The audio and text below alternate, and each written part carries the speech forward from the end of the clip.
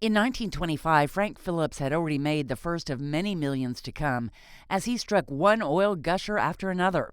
So, with the good times rolling, he began construction on his country home, a lodge in the hills of Osage County. It was built with Arkansas pine and sandstone from the property. The lodge, still sturdy as ever, overlooks Clyde Lake on the vast 3,700-acre ranch. Mr. Phillips loved this place. He spent many an afternoon and early evening sitting on this porch and enjoying this view, as you can imagine. I mean, you look out there and it doesn't get much better than that.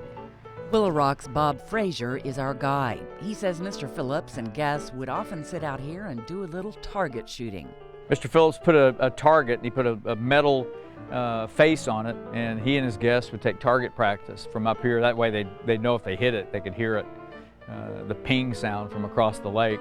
I guess a lot of important people walk through this threshold. Absolutely, you bet they did. We tell people all the time it's like a who's who list of the 20s, 30s, and 40s.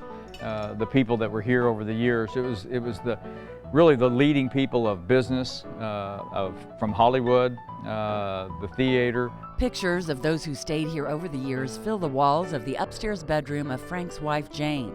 Signed photos of Presidents Harry Truman and Herbert Hoover are here.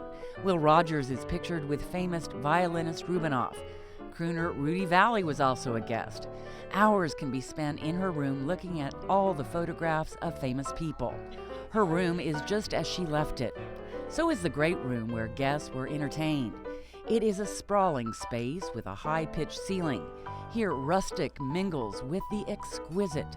The chandeliers hanging from the ceiling came from the first Waldorf Astoria Hotel in New York.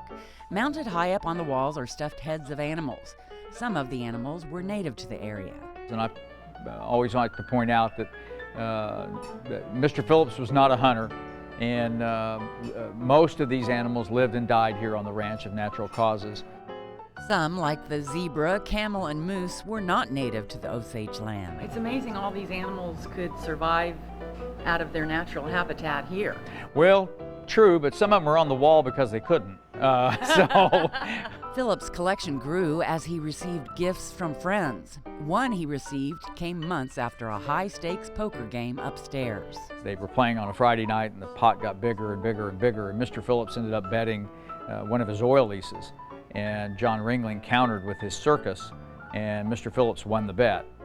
Frazier says the story gets a little fuzzy from there. The game could have gone around the clock because Phillips always had a cot right next to the table for weary players.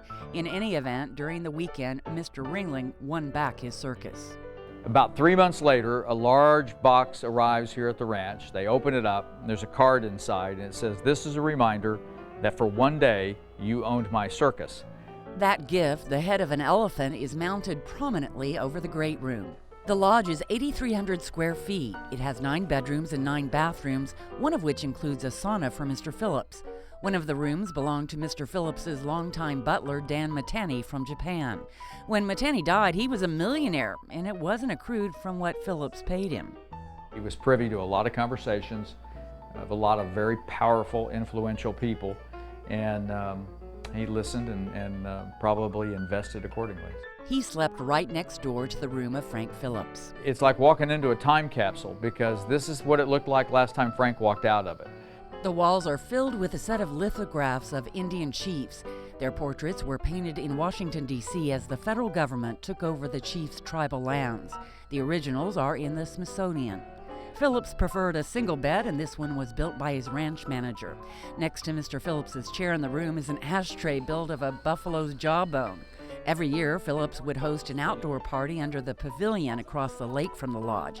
It was called the Cow Thieves and Outlaws Reunion.